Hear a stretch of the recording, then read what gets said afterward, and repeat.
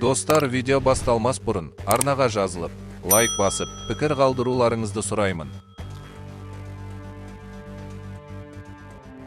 Бауыржан Момышұлы 1910 жылдың 24 желтоқсанында Жамбыл облысының Жуалы ауданындағы Көлбастау ауылында туған. Қазақтың әйгілі әскери қолбасшысы, ұлы отан соғысында даңқы шыққан стратег және тактик, жазушы, Кеңес одағының батыры, халық қаһарманы.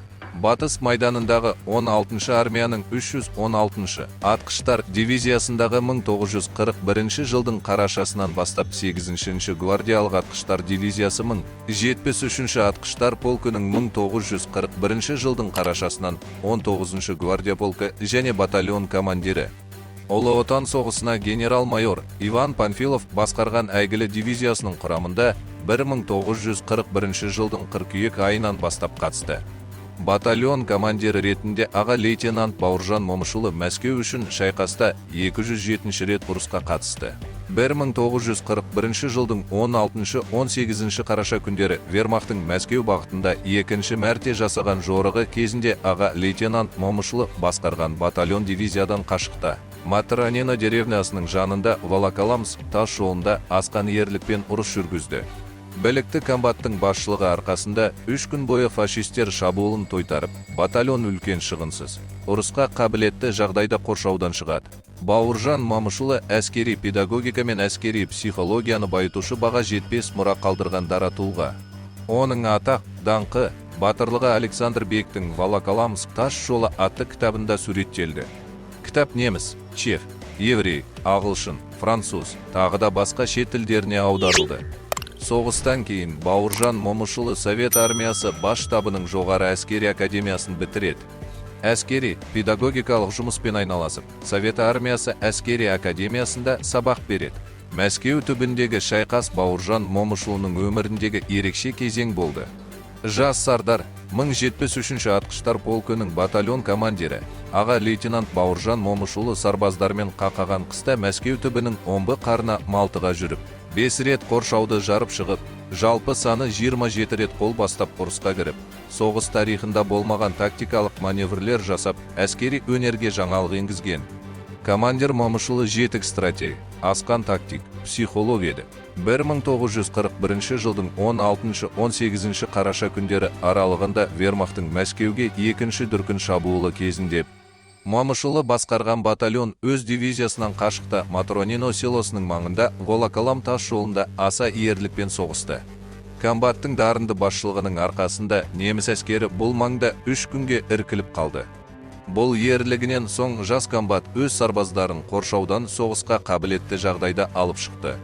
Алайда аласапыран шақта қысылтаяң жағдайға ұшыраған кейбір полктердің батальон роталарымен байланысы үзіліп, жауынгерлердің қай жерде, қандай халде екенін білу қиынға соғады. Сондай жағдайға ұшырағандардың бірі Бауыржан басқарған 1-ші батальон еді. Баукең енді шегінудің нақты жоспарын жасайды. Батальонның алдында жүретін 15 адамнан құрылған алдыңғы жақты барлайтын барлаушы қойып, үзватпен бөлек болып, бірінің ізімен бірін жүргізе жылжуды ұйғарады. Батальон алдындағы барлаушыларды аға лейтенант Рахимов пен саяси жетекші Мұхамедқұл Сүләмқұлов басқарады. Күндіз жау көзіне түспеу үшін жауынгерлеріне түнделетіп жүруді бұйырады.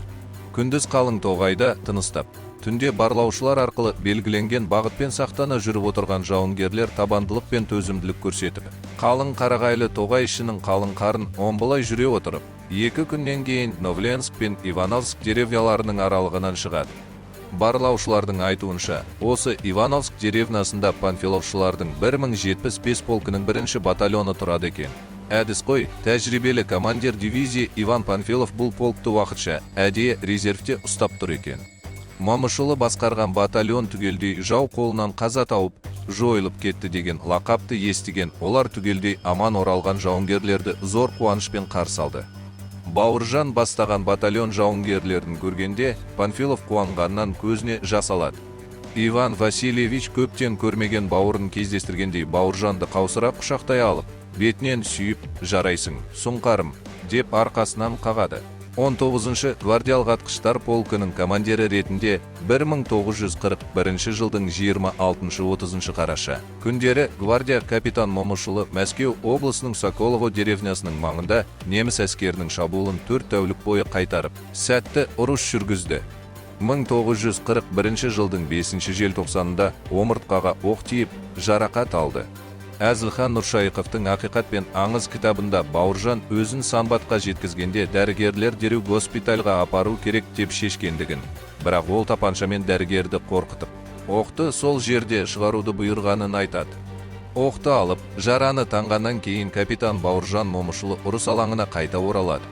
Кеңес әскерлерінің 1942 жылғы қаңтар ақпан айларындағы ұрыстарында 8-ші гвардиялық дивизияның Бауыржан Момышұлы басқарған полк жауынгерлері ерекше көзге түсті. Дивизия 2 ай ішінде батысқа қарай 500-600 шақырым алға басып, фашистердің мыңдаған солдаты мен офицерлерін саптан шығарады, жаудың көптеген техникасын жойып жіберді. 1945 жылдың 21 қаңтарынан бастап гвардия полковник Бауыржан Момышұлы 2-ші Прибалтика майданының, 6-ші гвардиялық армиясының, 2-ші гвардия атқыштар полкінің 9-ші гвардия атқыштар дивизиясын басқарды.